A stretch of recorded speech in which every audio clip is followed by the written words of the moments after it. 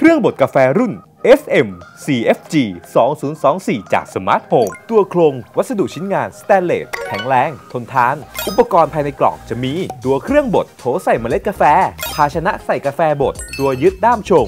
และแป้งทำความสะอาดตัวเครื่องสามารถเลือกบดกาแฟได้ทั้ง1ช็อตและ2ช็อตพร้อมทั้งสามารถเลือกบดกาแฟได้สูงสุด12คัพเลือกความละเอียดเมล็ดกาแฟได้3ระดับกาแฟบดละเอียดมาก